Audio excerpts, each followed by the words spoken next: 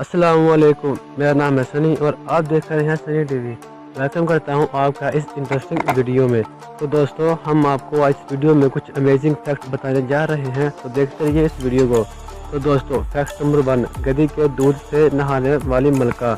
क्या आपका जहन ये बात तस्लीम करेगा कि कोई दूध से नहाता होगा? लेकिन आप ये सुनकर ज़रूर हैरान होंगे कि मिस्र की कदीम मलका, जिसका नाम क्लियोपेत्रा, अपनी खूबसूरती और जवानी को चांद लगाने के लिए गधी के दूध से नहाया करती थी। कदीम ज़माने में क्लियोपेत्रा मिस्र की मलका को खूबसूरती का अजीम शाहकार समझा जाता था।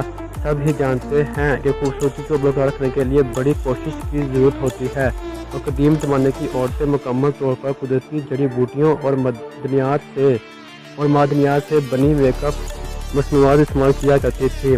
जबकि क्लियोपेत्रा वो मलका थी जो अपनी जिल्द की ताजगी और खूबसूरती को बरकरार रखने के लिए बाकायदा गधी के दूध से गुस्ल किया करती थी। रोज़ाना गुस्ल के लिए दूध की काफ़ी मकदार में ज़रूरत होती थी, और ये ज़रूरत तकरीबन 700 गधियों के दूध से पूरी की जाती थी। फैक्ट नंबर 2, एक अजीबोगरीब पौधा। भारत की जनूबी रियासत कर्नाटक के एक ज़रिए साइंसदान ने बूंदकारी के जरिए एक ऐसा हैरत अंगेज पौधा तैयार किया है जिससे एक तरफ बैंगन और दूसरी तरफ टमाटर लगते हैं।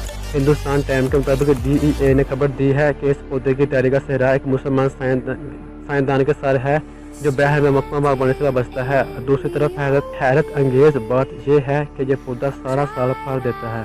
फैक्ट नंबर 3, 90% चीनी दांत साफ नहीं करते। चीन में निसफ से ज़्यादा लोग बाकायदगी से दांत साफ नहीं करते। एक अमेरिकी जरीदे के मुताबिक चीन के दही सूबों में 90% लोगों को टूथ पेस्ट या टूथ ब्रश मैसर नहीं है।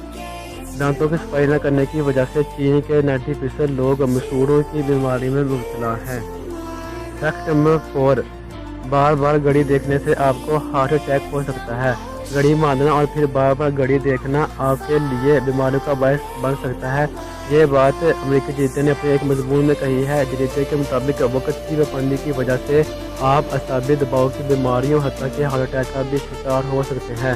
डॉक्टरों का कहना है कि घड़ी बांधना छोड़ दें और घड़ी को कुछ दिनों के लिए घर छोड़ दें। आप हैरत अंगेज तौर पर महसूस करेंगे कि घड़ी के बगैर भी आप अच्छी तरह काम से अंजाम दे सकते हैं। अगर ज़रूरत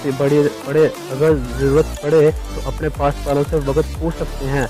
अगर आपने घड़ी ज़रूर बांधनी है तो फिर अपनी घड़ी का वक्त 15 मिनट आगे रखें, ये भी आपको वक्त की पाबंदी करने में मदद देगा।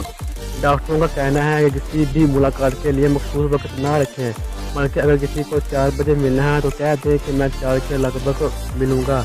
इस तरह आपको दोनों तरफ से डील मिल जाएगी।